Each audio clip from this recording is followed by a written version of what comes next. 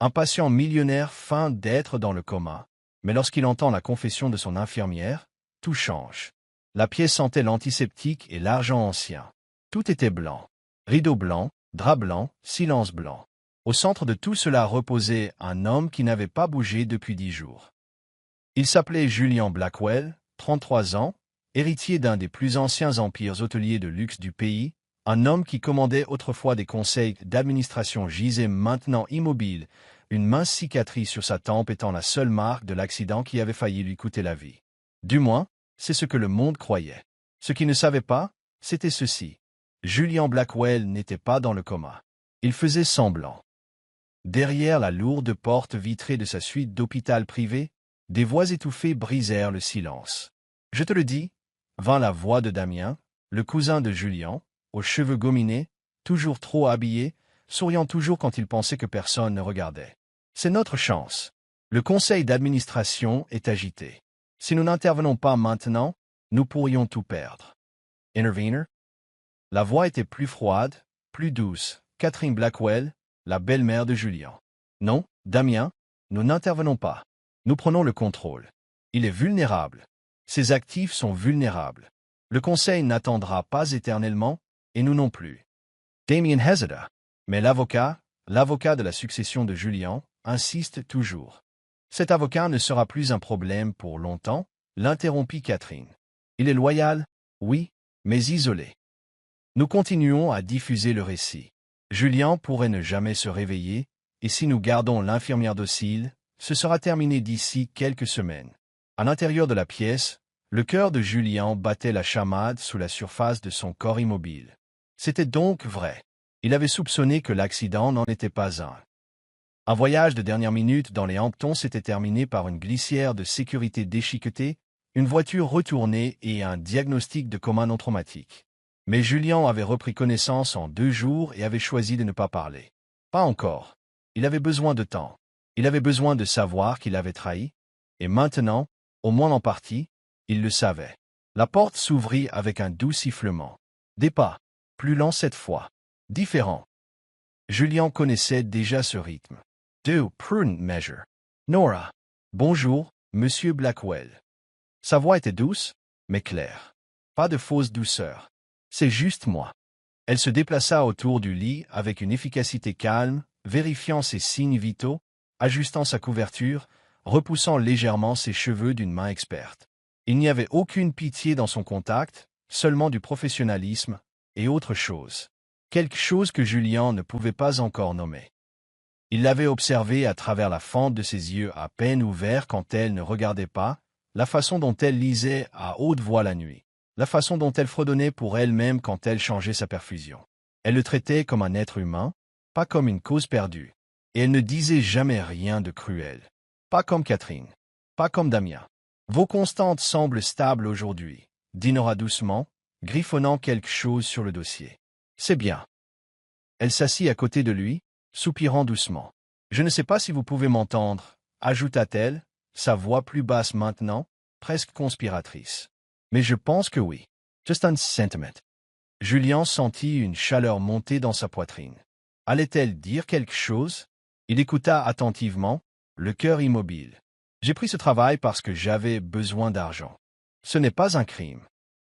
Je n'ai pas posé trop de questions, parce que, eh bien, la vie ne me le permet pas. Mais maintenant que je suis là, je vois des choses, j'entends des choses, et elles ne me conviennent pas. Elle jeta un coup d'œil vers la porte. Votre cousin est venu hier quand vous dormiez, ou, enfin, dormiez. Il a dit à quelqu'un au téléphone que vous ne vous réveilleriez pas de sitôt, et le ton de sa voix, ça m'a fait peur. Elle déglutit. Je ne sais pas quel genre de famille vous avez, M. Blackwell, mais je pense qu'ils veulent votre disparition. Les doigts de Julian tressaillirent, juste une fraction. Nora ne le remarqua pas. Je ne devrais rien dire, murmura-t-elle.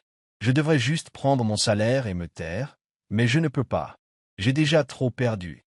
Je suis devenue infirmière pour aider les gens, et que vous écoutiez ou non, je ne participerai pas à quelque chose qui laisse quelqu'un s'éteindre simplement parce qu'il est gênant. Elle se leva lentement. Je vais commencer à tenir 2 registres, murmura-t-elle, un pour eux et un qui est honnête. Julian sentit quelque chose remuer dans sa poitrine qui n'avait pas bougé depuis longtemps. Nora ajusta la perfusion une dernière fois, puis posa un livre sur la table à côté de lui. « Ce soir, je vais vous lire quelque chose de vrai, quelque chose d'humain. » Elle sortit sans un mot de plus. La porte se referma avec un déclic, et dans l'immobilité, Julian Blackwell cligna une fois, lentement, de manière contrôlée. Il attendrait, mais pas longtemps. C'était la nuit que le silence semblait le plus assourdissant. Après la dernière série de vérifications et le départ du personnel de nettoyage, Nora tamisait les lumières et s'asseyait au chevet de Julian. Les seuls bruits étaient le doux bip des machines et le vent qui effleurait les hautes fenêtres de l'aile de convalescence privée. Cela faisait 2 semaines qu'elle avait accepté cette mission. 2 semaines à observer Julian Blackwell, un nom qu'elle n'avait vu auparavant que dans les magazines et les gros titres, gisant immobile comme une statue sculptée dans le chagrin. Mais quelque chose n'allait pas, profondément. Elle le remarqua d'abord avec les médicaments. Lors de sa 2e semaine, elle vérifia le dossier et marqua une pause. La dose de sédatifs n'avait pas changé, malgré l'absence de signes d'agitation, de convulsions ou de traumatisme. En fait, elle n'avait pas du tout été révisée. Puis vinrent les registres nutritionnels. Les visites du médecin se faisaient de plus en plus rares. Les signes vitaux étaient consignés, mais jamais évalués. Même l'orthophoniste qui était censé venir chaque semaine ne s'était pas présenté une seule fois, et pourtant personne ne manifestait d'urgence. Aucune inquiétude, juste des hochements de tête polis et des rappels froids de s'en tenir au protocole.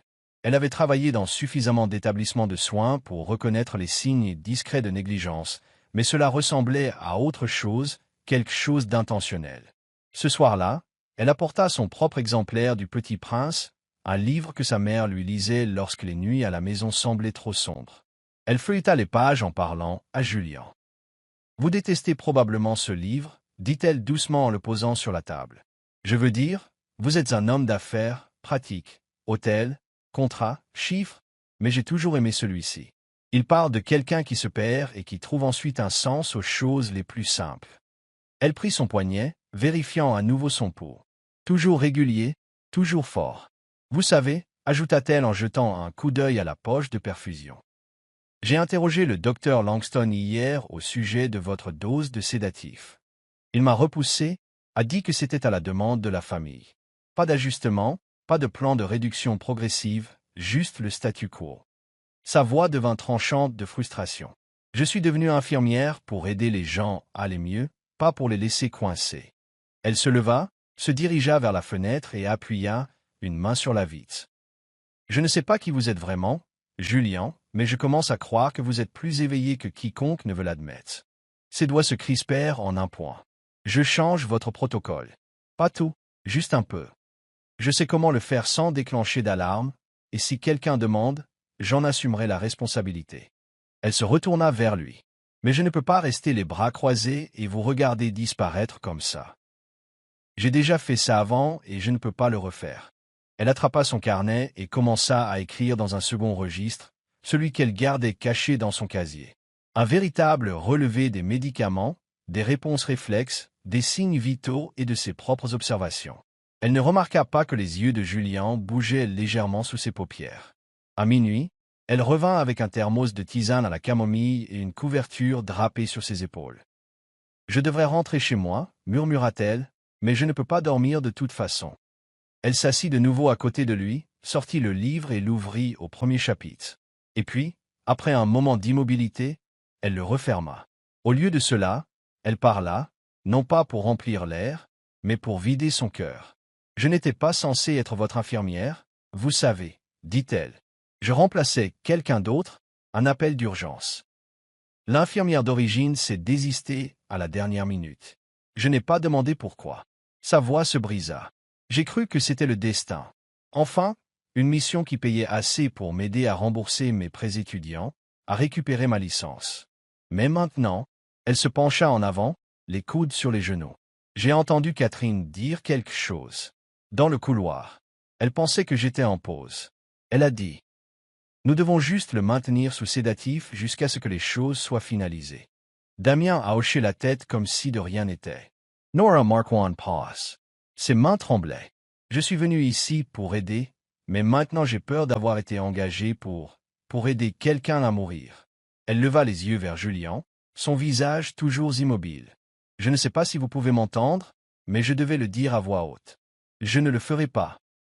Je ne participerai pas à quelque chose de cruel. Elle se leva lentement, la voix à peine un murmure. Je ne sais pas ce qui se passe, mais je suis avec vous, que vous vous réveilliez un jour ou non. Elle lui toucha légèrement la main. Vous n'êtes pas seul. Et puis elle partit, la porte se refermant doucement derrière elle. À l'intérieur de la pièce, une seule larme glissa du coin de l'œil de Julien. Il n'était pas seul. Et peut-être, juste peut-être, il n'aurait plus à faire semblant très longtemps.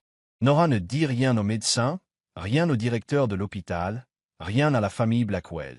Mais chaque nuit, elle parlait à Julien. Elle lui racontait sa vie par bribes, des histoires de ses débuts comme étudiante infirmière, des patients qui l'avaient changée, des gardes qui l'avaient brisée, des petites gentillesses qui la faisaient tenir. Elle parlait de son père, un plombier discret qui croyait que faire le bien n'avait pas besoin d'un public. Juste de la constance. Julien écoutait. Il ne pouvait pas encore beaucoup bouger, ne pouvait pas parler, mais il l'entendait. Et c'était plus que le son de sa voix. C'était la vérité qu'elle contenait. Dans un monde qui lui avait appris à se méfier de tout le monde, Nora Ellis parlait comme quelqu'un qui n'avait pas encore renoncé aux gens. Chaque nuit, elle arrivait un peu plus tôt, restait un peu plus longtemps. Elle commença à expérimenter de petits tests de stimulation neurologique, rien qui n'alerterait, juste assez pour voir si son corps pouvait réagir. Une pincée sur sa paume, une légère pression sur ses paupières, de doux signaux sensoriels.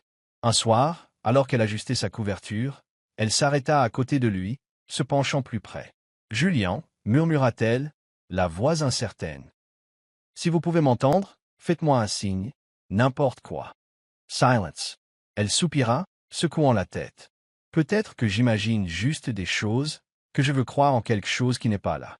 Mais alors, son index bougea, juste un tressaillement, à peine plus qu'un murmure de mouvement. Mais c'était réel. Nora se figea, ses yeux s'écarquillèrent, son souffle se coupa. Elle se pencha plus près. « Est-ce que vous venez de… » C'était encore là, une flexion lente et délibérée de son doigt.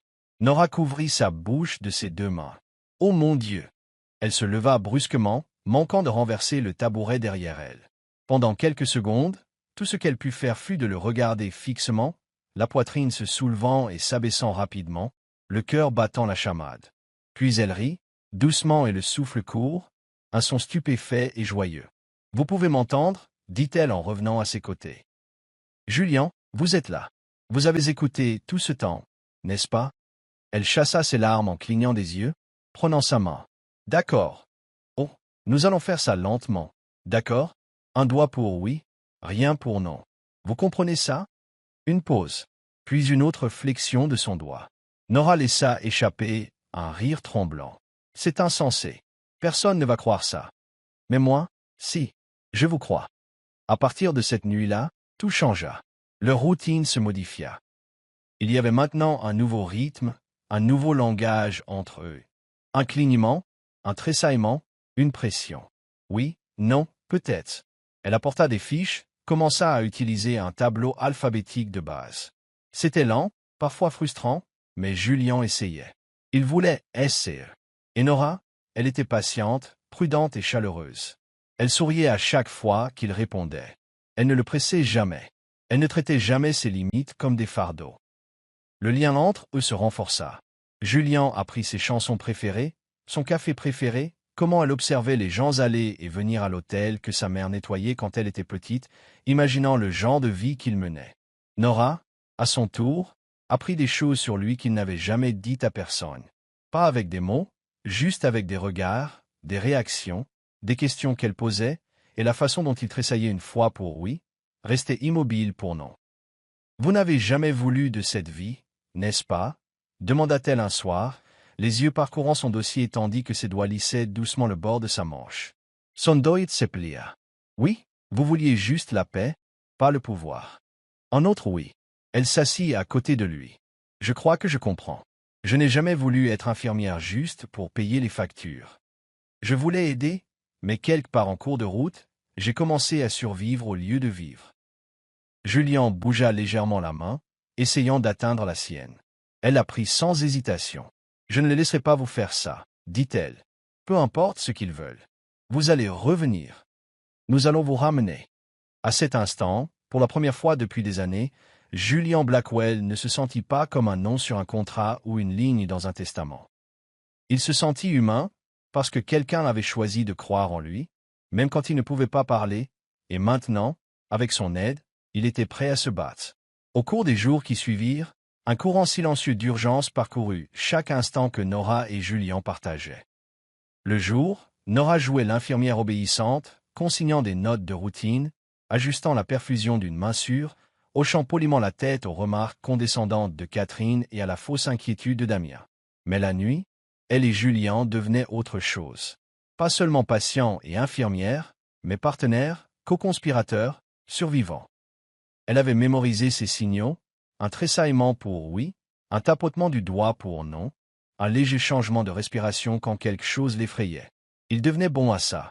Un soir, alors qu'elle lui massait la main gauche pour stimuler le tonus musculaire, elle murmura « Je sais que vous voulez les dénoncer, mais nous avons besoin de vraies preuves, et nous devons être prudents. » Julian réussit un faible clignement, sa nouvelle réponse, puis tressaillit une fois du doigt. « Oui. » Nora sortit un minuscule appareil de sa poche, une caméra élégante de la taille d'une épingle qu'elle avait empruntée à son ami du support technique.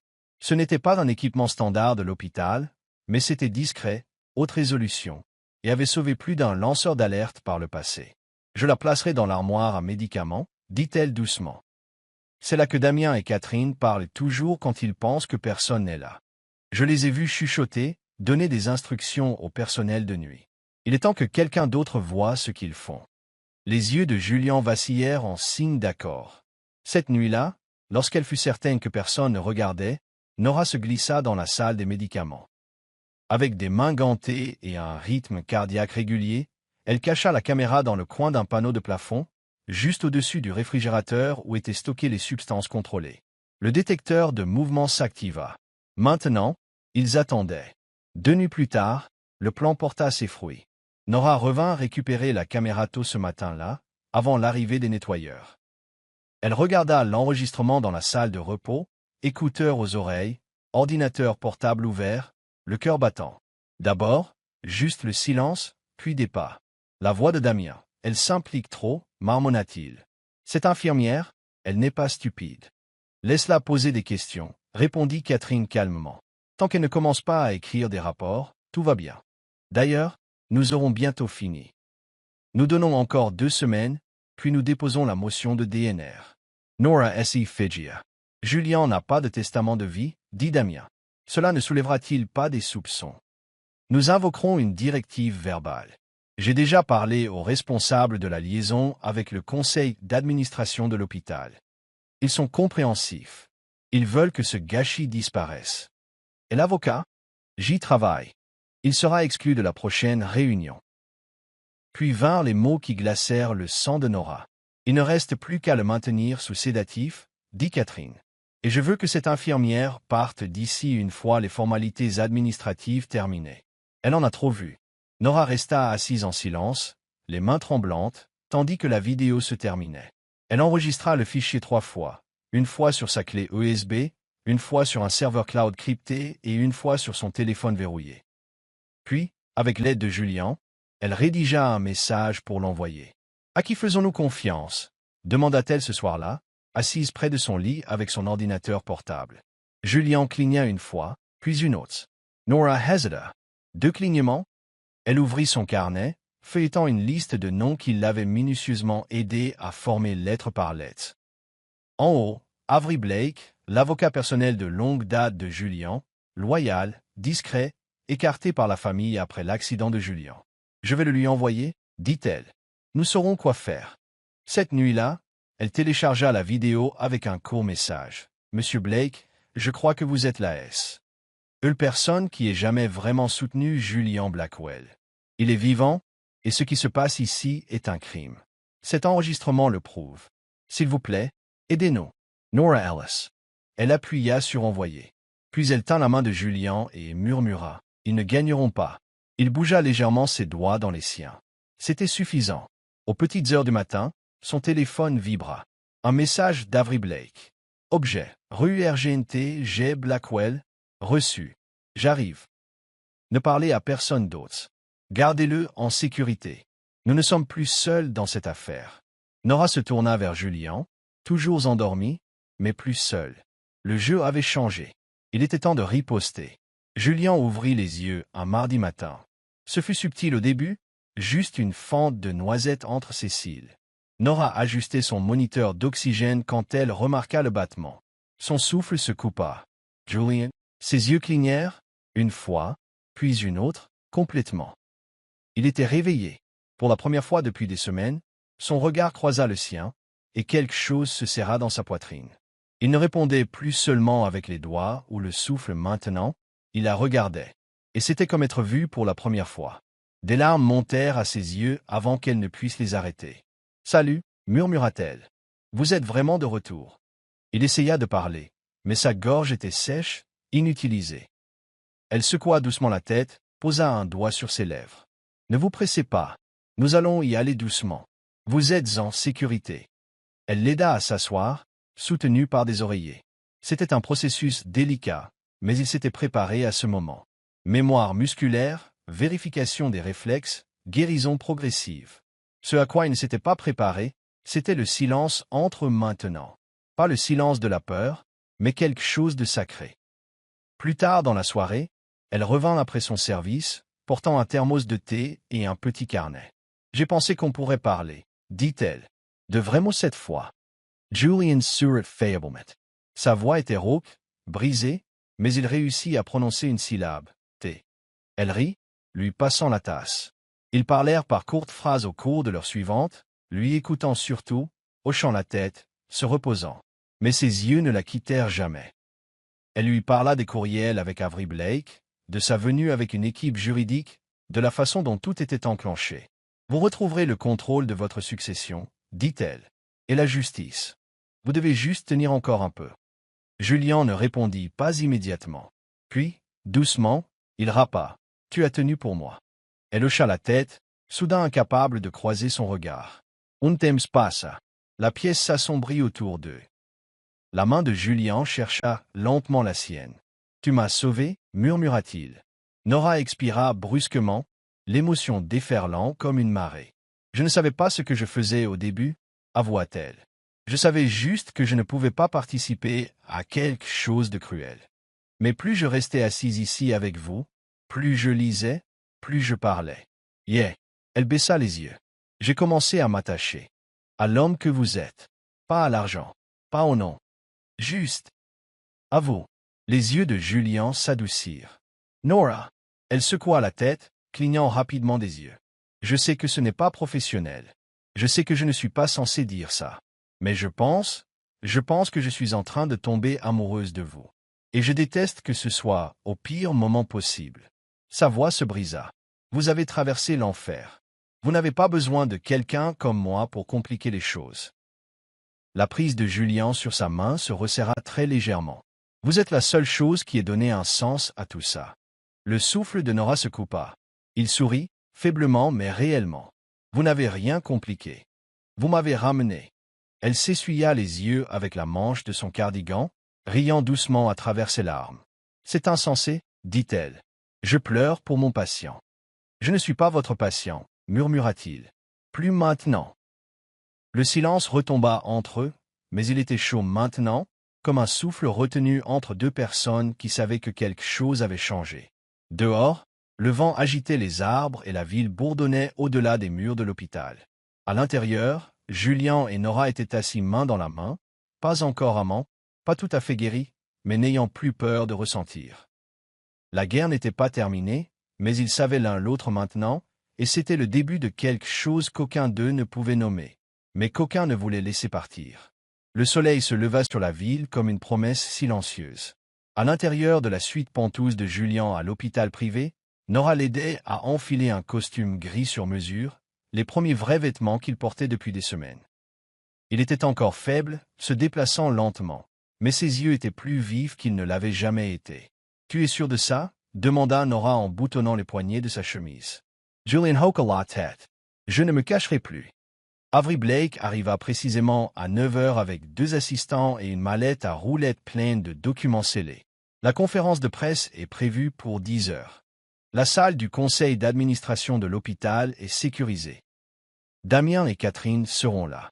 Julien s'adossa à sa chaise, les doigts croisés devant lui. Alors, donnons-leur un spectacle. La salle du conseil était pleine. Dirigeants de l'hôpital, membres de la famille, quelques journalistes bien habillés à qui l'on avait promis une exclusivité sur le sort de l'Empire Blackwell. Catherine se tenait à la tête de la salle, image de confiance maîtrisée dans un blazer crème. Damien juste derrière elle, son sourire narquois à peine dissimulé. « Merci à tous d'être venus », commença-t-elle doucement. « Comme vous le savez, notre famille a été confrontée à une épreuve indicible avec la condition tragique de Julien. Aujourd'hui, nous aimerions discuter du transfert temporaire du contrôle exécutif. » Les doubles portes s'ouvrirent, tous les regards se tournèrent, et Julien Blackwell entra, soutenu seulement légèrement par une canne, vêtu de la dignité incomparable de quelqu'un qui avait affronté la mort et gagné. Des halètements emplirent la pièce. Les appareils photo cliquèrent. Damien devint blanc. Catherine se figea. Julien ne dit pas un mot jusqu'à ce qu'il atteigne le centre de la pièce. Puis il posa une main à plat sur la table et regarda directement sa belle-mère. « Je vois que vous avez commencé sans moi. »« Vous êtes réveillé ?» balbutia Catherine. « Comment est-ce » Julien leva une main. « Gardez ça pour vous. » Il se tourna vers les journalistes. « Je suis conscient depuis plusieurs semaines maintenant. J'ai été brièvement dans le coma, oui, mais quand je me suis réveillé, j'ai réalisé que quelque chose n'allait pas, très mal. » Avery s'avança, ouvrit la mallette et en sortit une petite tablette. Julien fit un signe de tête à Nora, qui se tenait tranquillement au fond de la pièce, inaperçue jusqu'à présent. Il croisa son regard une fraction de seconde, assez pour le stabiliser. Puis il appuya sur lecture. La pièce se remplit des voix de Damien et Catherine. « Nous devons juste le maintenir sous sédatif. Il ne sera plus un problème très longtemps. Nous déposons la DNR une fois qu'elle sera hors jeu. » Halètement, murmure. Un dirigeant se leva, un autre s'assit, la main sur la bouche. Damien essaya de parler. « C'est sorti de son contexte. » La voix de Julien coupa comme une lame. « Vous avez essayé de m'effacer et vous avez failli réussir. Sans une personne. » Il se tourna vers Nora. « Je ne serai pas là. » Nora se figea alors que la pièce se tournait vers elle. Julien continua pendant que tout le monde planifiait son prochain coup. « Elle est restée. Elle s'est souciée. Elle m'a sauvé. » Catherine plissa les yeux. « Vous êtes tombé amoureux de l'infirmière. » Julien la regarda froidement. « Non, je l'ai choisie, tout comme elle a choisi de ne pas être complice de votre crime. » Les membres du conseil commencèrent à murmurer entre eux. Avery prit la parole, annonçant des accusations en instance, des enquêtes officielles et le rétablissement de la pleine autorité de Julien. Catherine et Damien quittèrent la pièce en silence, leur héritage s'effondrant derrière eux. À l'extérieur de la salle du conseil, loin du chaos, Julien s'appuya contre le mur, respirant lourdement. Nora se précipita à ses côtés. « Tu l'as fait » murmura-t-elle. « Nous l'avons fait » corrigea-t-il. Elle hésita, regardant autour d'elle. Tout le monde a vu. Tout le monde sait maintenant. Il prit sa main. « Bien, dit-il doucement, parce que je veux que le monde sache qui m'a sauvé et qui je veux à mes côtés à partir de maintenant. » Elle le regarda, les yeux pleins. « Julien. » Mais il n'y avait plus besoin de mots, pas maintenant. Parce que la vérité était révélée, ils étaient enfin libres de la vivre. Nora ne resta pas pour les applaudissements. Elle s'éclipsa dès que la salle du conseil éclata en chuchotements et en flashs d'appareils photo, se faufilant par une porte latérale pour sortir dans l'air froid de l'après-midi. Ses mains tremblaient en appuyant sur le bouton de l'ascenseur. Le test était serré avec quelque chose de plus compliqué que la peur. Julien avait survécu. Il avait gagné. Et pourtant, pourquoi avait-elle l'impression d'être celle qui fuyait? Elle rangea ses affaires tranquillement dans le vestiaire des infirmières ce soir-là. Son thermos, le livre qu'elle avait l'habitude de lire à haute voix, et surtout, le petit carnet relié en cuir où elle avait consigné chaque observation chuchotée, chaque question, chaque confession qu'elle avait jamais faite lorsqu'elle pensait que Julien dormait. Elle savait que son temps ici était terminé. Elle ne pouvait pas rester. Pas quand le monde entier l'avait vue nommée par lui, pas quand les gros titres la transformaient déjà en une Florence Nightingale moderne ou en une croqueuse de diamants scandaleuse. Elle n'était ni l'une ni l'autre. Elle était juste fatiguée et amoureuse et incertaine de ce qu'il fallait faire des deux. Elle verrouillait la porte quand elle entendit le tintement de l'ascenseur derrière elle. « Nora ?» Elle se tourna. Julien se tenait là. Pas de canne cette fois. Un peu plus stable sur ses pieds. Un manteau d'hiver par-dessus son costume. Ses yeux étaient fatigués, mais fixés sur les siens. Elle inspira brusquement. Vous ne devriez pas vous promener seul. Je ne le suis pas, dit-il. Je suis venu vous trouver. Elle baissa les yeux. Et parteis justament. Je sais, il s'approcha. C'est pourquoi je devais venir maintenant. Il fouilla dans son manteau et en sortit le carnet. Elle se figea. Vous avez laissé ça, dit-il. Vous ne pensiez pas que je le laisserais non lu, n'est-ce pas? Les joues de Nora rougirent. Ce n'était pas destiné à personne, termina-t-il doucement. Je sais. Il l'ouvrit à une page vers le milieu. J'ai lu cette partie 5 fois, dit-il. La nuit où vous avez dit que vous tombiez amoureuse de moi, et que vous détestiez ça. Parce que vous aviez peur. Parce que vous pensiez que je vous verrais différemment. Il ferma le carnet et leva les yeux. Ce n'est pas le cas. Elle le fixa. Je ne suis pas tombé amoureux de l'infirmière, dit-il. Je suis tombé amoureux de la personne qui s'est assise à côté de moi quand j'étais plus fantôme comme. La personne qui a choisi de croire que je valais la peine d'être sauvé, même quand elle pensait que personne ne le saurait jamais. Ses yeux s'emplirent de larmes. Julian. Il s'avança, la voix basse et assurée. J'ai eu toute une vie de gens qui m'aimaient pour mon nom, mon argent, mon pouvoir. Vous avez été la première à m'aimer sans rien de tout ça. Elle secoua la tête. Je ne voulais pas. Je sais, l'interrompit-il. Mais moi, si. Silence. Tendre. Fragile. Puis, doucement, il demanda, voulez-vous revenir avec moi? Pas à l'hôpital. Pas en tant qu'infirmière. Juste, en tant que vous-même. Elle laissa échapper un souffle qu'elle n'avait pas réalisé qu'elle retenait. Et si je dis oui? Je passerai le reste de ma vie à prouver que vous avez fait le bon choix. Ses lèvres tremblèrent. D'accord, murmura-t-elle. Alors Julien fit quelque chose qu'il n'avait pas fait depuis avant l'accident. Il sourit. E.T. Nora Esavanka. Dans ses bras. Dans la vérité encore palpitante de ce qu'ils avaient construit. Jour après jour. Mot après mot. Un battement de cœur à la fois. Parce que certaines histoires d'amour ne commencent pas par des feux d'artifice. Certaines commencent en silence, et deviennent plus fortes quand nous choisissons enfin d'écouter. Un an plus tard, le nom Blackwell signifiait quelque chose de différent. Le scandale avait fait la une des journaux nationaux pendant des mois. Julien avait choisi de rester plutôt silencieux après la révélation publique, laissant les preuves et la loi parler d'elles-mêmes. La vidéo, les faux documents et les témoignages avaient suffi. Catherine Blackwell, autrefois la matriarche posée et impeccable de l'Empire, se trouvait maintenant derrière les barreaux d'une prison fédérale pour femmes dans le nord de l'État de New York. Les accusations, complot en vue de commettre une tentative d'homicide involontaire, tentative de fraude médicale, obstruction aux soins. Damien, moins prudent, plus arrogant, avait été encore plus facile à poursuivre. Ses courriels avec des médecins privés, la manipulation financière des actions de Blackwell Hotel et ses propres menaces enregistrées avaient scellé son sort. 15 ans sans possibilité de libération conditionnelle. Leur nom n'était plus chuchoté lors des galas en cravate noire ni vu sur les parrainages de luxe. C'étaient des notes de bas de page dans une histoire qui avait pris le chemin de la guérison. Julien avait apporté des changements radicaux. Il se retira des opérations quotidiennes des hôtels Blackwell et se consacra plutôt à quelque chose de nouveau. La Fondation Nora Ellis, une organisation à but non lucratif axée sur la protection des patients vulnérables contre les abus médicaux et le soutien aux lanceurs d'alerte dans le système de santé. Nora avait d'abord résisté au nom, embarrassée et timide, mais Julien insista. « Tu m'as rendu ma vie, lui dit-il. Maintenant, nous aidons les autres à retrouver la leur. » Ils ouvrirent leur premier programme pilote dans l'hôpital même où Julien avait été gardé. L'ironie ne leur échappa pas, mais le bâtiment semblait différent maintenant, plus chaleureux, plus lumineux, non seulement à cause de la lumière du soleil qui filtrait par les fenêtres nouvellement découvertes, mais à cause de ce qu'ils avaient construit à l'intérieur. La retraite dans le désert était l'idée de Nora. Ce n'était pas un spa ni un complexe hôtelier, juste une maison tranquille nichée dans les canyons du Nouveau-Mexique, loin de la ville, loin de l'héritage, loin des salles de conseil et de la trahison. Ils s'y rendaient tous les quelques mois, sans téléphone portable, sans presse, juste Nora, Julien et la paix.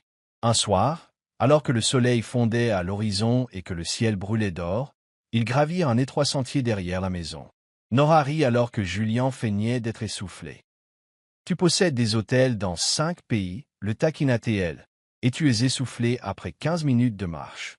J'ai failli mourir, sourit-il. Laisse-moi un peu de répit.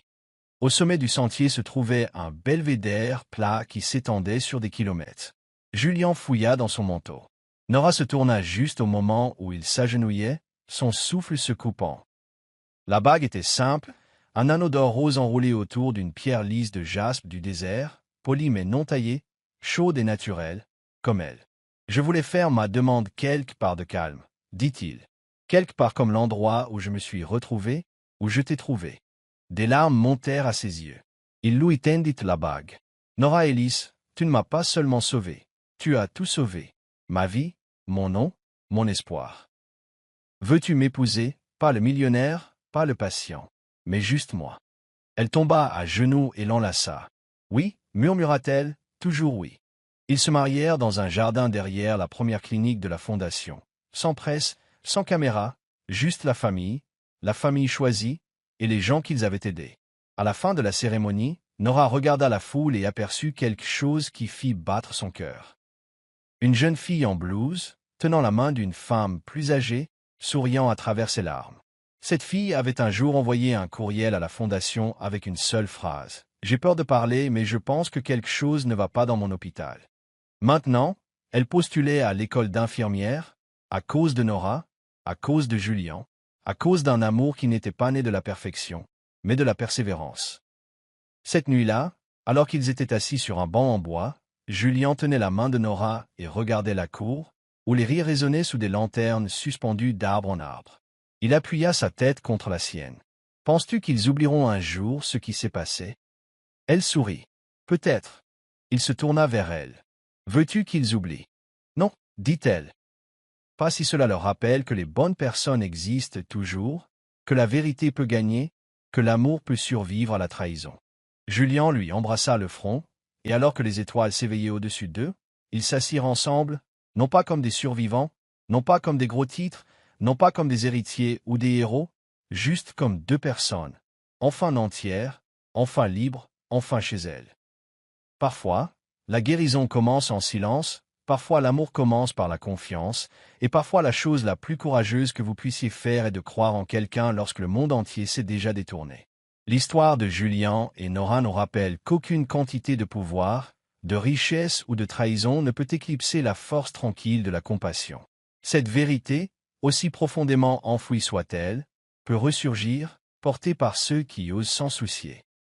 Si cette histoire a touché votre cœur, inspiré votre âme ou vous a rappelé le pouvoir du pardon, veuillez aimer cette vidéo, laisser un commentaire, et surtout, vous abonner à Histoire qui touche l'âme pour d'autres voyages émotionnels sincères comme celui-ci. Ici, nous racontons des histoires qui guérissent, des histoires qui élèvent et des histoires qui nous rappellent ce que signifie vraiment être humain. Merci d'avoir regardé, et souvenez-vous, même dans le silence, l'amour parle.